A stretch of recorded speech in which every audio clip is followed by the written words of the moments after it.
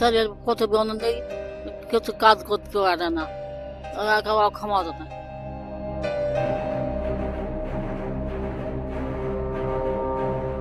তোমার এখন শরীর কেমন আছে? শরীর খুব ভালো না।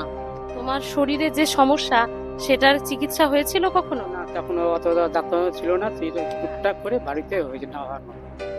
পয়সার অভাবে সেই চিকিৎসাটা পয়সা হবে আর সেই চিকিৎসা মা বাবা করতে পারে না। New train, Ranaphat Junction.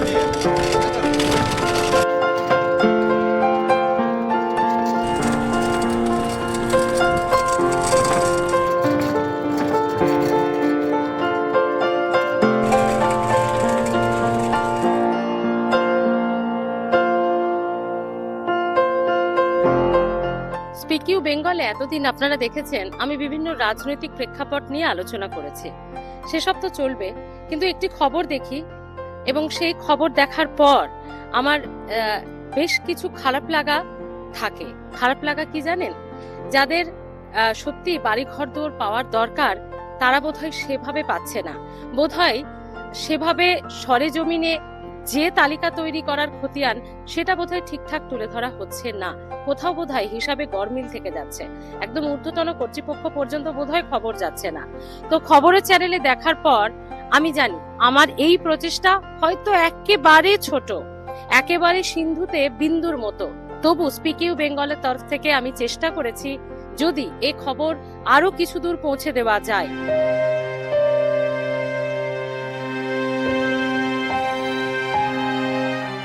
এই যে ছবিটা দেখছেন, এই পরিবার বর্ষায় ঝড়ে জলে একেবারেই দিশেহারা হয়ে পড়ে তারা, কারণ তাদের আর কিছু করার নেই। জল পড়ে না ঘরে? হ্যাঁ, জল পড়ে, সারা ঘর জল পড়ে বৃষ্টি হলে? হ্যাঁ।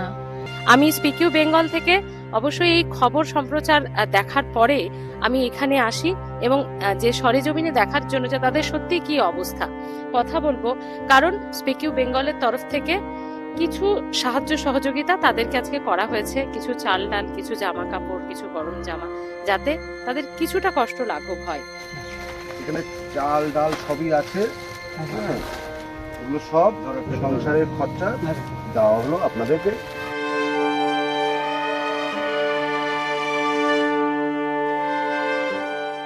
আচ্ছা ঠাকুমা, বলছি যে এই কিছুটা তো তোমাদের সহযোগিতা হলো, কিছুদিন তো চলবে। হ্যাঁ, চলবে, এক মাস মানে চলবে।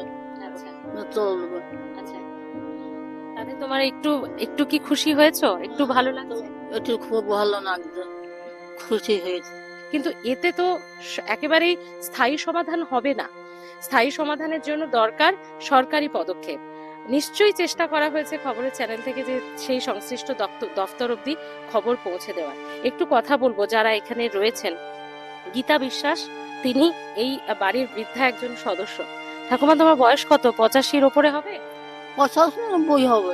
আচ্ছা, তোমার তো কোনো ঘরের তো এই অবস্থা, কষ্ট তো কষ্ট, ঘরের কষ্ট, ঘরে তিনি গুণ উড়ে যায়, তা বাবা ছেলেরা কুড়িয়ে এনে বাবা নাগি দেয়, ঝড়ে জলে ঘরের টিন টিন সব উড়ে চলে যায়। উড়ে যায়।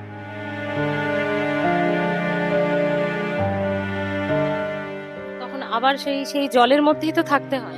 জলের ভেতরে থাকতে হয়।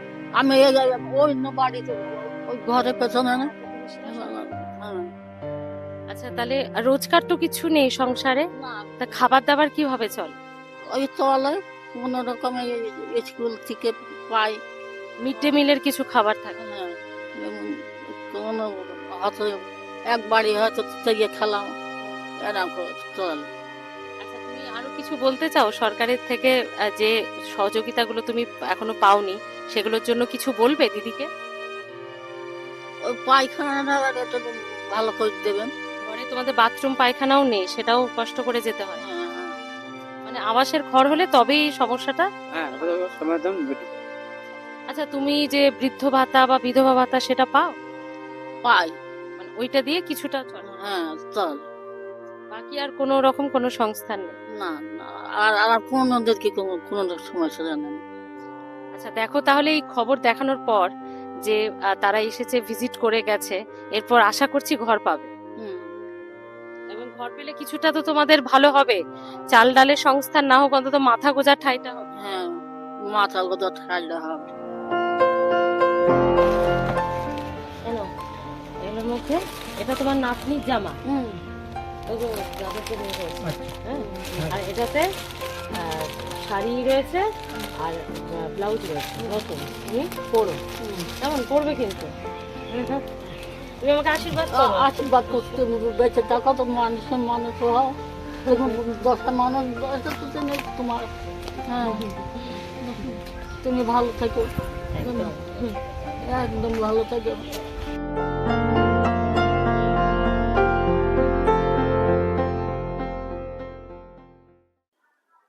গীতা দেবীর দুরবস্থার বাস্তব ছবি দেখলেন তো।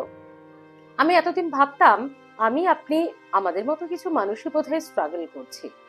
না, স্ট্রাগল কাকে বলে এই প্রত্যন্ত গ্রামগুলিতে গীতা দেবীর মতো মানুষদের বাড়ি পৌঁছলেই বোঝা যায়।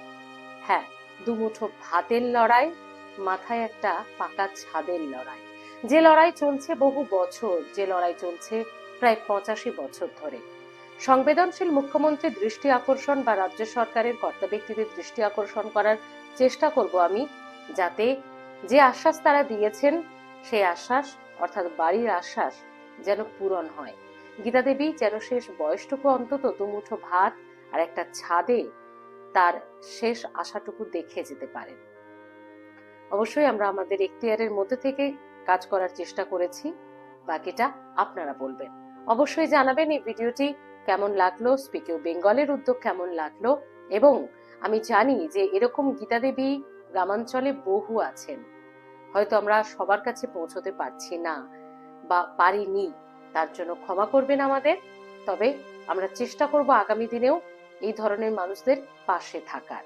হ্যাঁ, এটুকু কথা দিচ্ছি। ভালো থাকুন আর কমেন্ট করতে অবশ্যই ভুলবেন না।